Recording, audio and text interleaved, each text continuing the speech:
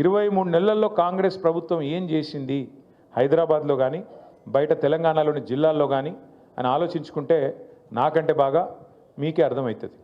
ఎందుకంటే ఎన్ని మాటలు చెప్పినారు, ఎన్నెన్ని కథలు చెప్పినారు, అరిచేతిలో వైకుంఠం చూపెట్టి ఏం చెప్పినారు. నేను మొన్న సూర్యాపేటకు పోయినా, అక్కడ జగదీష్ రెడ్డి గారు పిలిస్తే ఏదో కార్యక్రమం మన పార్టీ కార్యక్రమం ఉంటే పోయితే మన నాయకుడు ఒక ఆయన ఇంట్లో ఛాయ్ తాగుతందుకు ఆగమన్నాడు.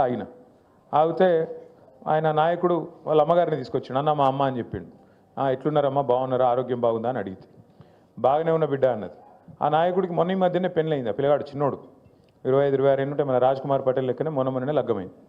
అయితే పెళ్ళైన తర్వాత వాళ్ళ అమ్మగారిని పరిచయం చేసిండు. పరిచయం చేస్తే నేను మాట్లాడుతున్నా, మరి కోడలు ఏమంటుందమ్మా, కొత్త కోడలు మంచిగానే ఉందా అన్న. ఏం కోడలు కొడుక ఏమున్నది అన్న. అంటే గిట్లా మాట్లాడబట్టే, కొత్తగా పెళ్ళి అయింది గిట్లా మాట్లాడబట్టే నేను పరిచయం అయినా. ఏమైందమ్మా, ఏమి ఇబ్బంది అంటే ఆమె ఏమన్నది తెలుసా, కోడలు వస్తే నెలకు 2500 రూపాయలు వస్తాయి అనుకున్న కొడుక, ఏ 2000 లేవు 500 లేవు ఏం లేవు అని ఆమె అన్నది. ఈ లోపల కోడలు ఆమె గడుస్తున్నది, పిల్ల వచ్చింది. నీకు కూడా 4000 పెన్షన్ వస్తుంది అనుకున్నా, వచ్చిందా అన్నది. అంటే కాంగ్రెస్ వాళ్ళ వల్ల, రేవంత్ రెడ్డి వల్ల ఇలా పరిస్థితి ఏంటంటే అత్తకోడల పంచాయతీలు కొత్తవి వస్తున్నాయి. 2500 వస్తాయని అత్తగారు అనుకున్నది, కోడల పిల్ల 2500 తెస్తుందని అత్తమ్మ ఆశపడ్డది. అత్తమ్మకు 4000 వస్తాయని చెప్పి వాళ్ళు అనుకున్నారు. అత్తగారు వాళ్ళు ఏమనుకున్నారు, తులం బంగారం వస్తుందని అత్తగారు వాళ్ళు కూడా అనుకున్నారు. ముగ్గురికి పంచాయతీ పెట్టిండు ఇప్పుడు రేవంత్ రెడ్డి. అంటే ఎంత జూటబాజ్ మాటలు, ఎంత దోకేబాజ్ మాటలు అంటే కాంగ్రెస్ వాళ్ళవి. మీరు నమ్మలే ఎవ్వరు, వెంగళరావు నగర్లో నమ్మలే, హైదరాబాద్లో నమ్మలే, ఓఆర్ఆర్ లోపల ఎల్బీ నగర్లో నమ్మలే, ఎవరు నమ్మలే వీళ్ళని.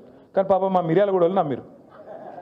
మా భాస్కర్ అన్న కూడా కొట్టిరు. ఆయన భాస్కర్ అన్న చాలా మంచోడు, ఆయన సొంత పైసలు ఖర్చు పెట్టుకొని ప్రజలకు సేవ చేసే మనిషి ఆయన. పాపం ఆయనని ఎందుకు ఓడగొట్టిరు అంటే వాళ్ళకి పాపం ఇలా అర్థం లేదు, తాత్పర్యం లేదు, మోసపోయి నిన్ననే చూసిన వార్తనే నాకు చాలా ఆశ్చర్యం అనిపించింది.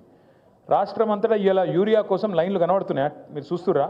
అంటే మీరందరూ ఎవరు వ్యవసాయం చేసే వాళ్ళు లేరు, కానీ వ్యవసాయ కుటుంబంకి వెళ్ళి వచ్చిన వాళ్ళు ఉంటారు కదా. మొత్తం రాష్ట్రంలో ఎక్కడ చూసినా ఎన్నికలకు ముందేమో హామీల జాతర, ఇవాళ ఎక్కడ చూసినా చెప్పుల జాతర ఉన్నది. దేనికి? యూరియా బస్తాల కోసం. మరి 10 ఏళ్ళు లేనిది ఇప్పుడేమైందిరా అయ్యా అని తెలుసుకుంటే మాకు స్పష్టమైన సమాచారం వచ్చింది.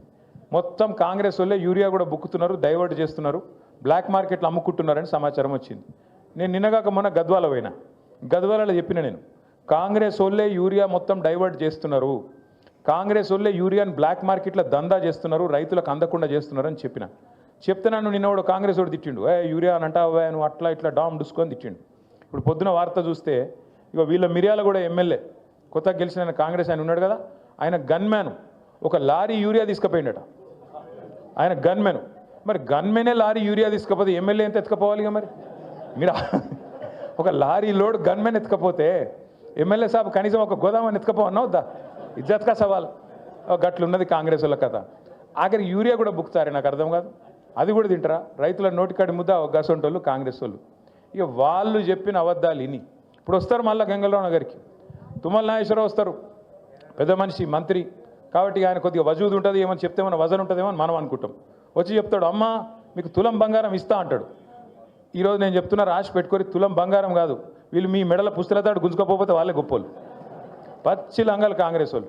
తులం బంగారం కాదు, తులం ఇనిమియరు, మీ మెడల పుస్తలతాడు కూడా జాగ్రత్తగా పెట్టుకోరాలి వచ్చినప్పుడు, ఎందుకంటే మంచోళ్ళు అయితే కాదు. ఇంకెన్ని మాటలు చెప్పారు మీకు?